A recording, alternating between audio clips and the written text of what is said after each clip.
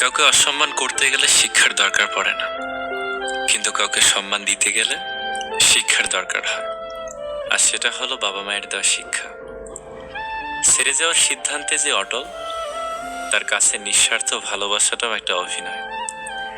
যারা বেশি মিষ্টি মিষ্টি কথা বলে, পিছন থেকে ছুরিটা তারাই আগে মারে। প্রতিদিন অন্তত 1% হলেও নিজেকে উন্নত করবেন। বছর শেষে দেখবেন মোট 365% হয়েছে।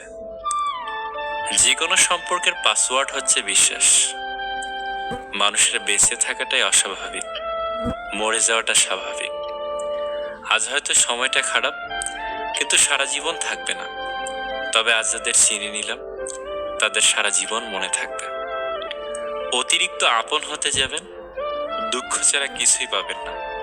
রব সবাইকে সবকিছু দেয় না, হয় কাউকে দিয়ে পরীক্ষায় ফেলেন, নয় কাউকে না দিয়ে ধৈর্যের পরীক্ষা নেন।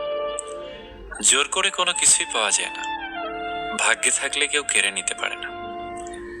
দেখতে সুন্দর অনেক পাওয়া যায়, কিন্তু যাদের মনটা সুন্দর, তাদেরকে কেবল ভাগ্য করে পাওয়া যায়।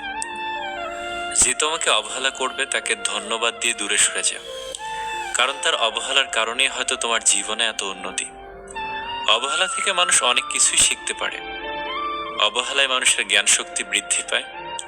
অবহেলা মানুষের ঘুমন্ত মস্তিষ্ককে জাগ্রত করে দেয়। কাউকে যতই কাছ থেকে চেনো না কেন, মন খুলে সব কথা কখনোই বলো না।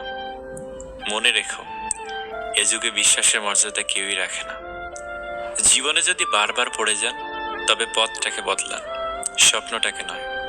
কারণ একটা গাছ তার পাতা বদলায়, জায়গা নয়।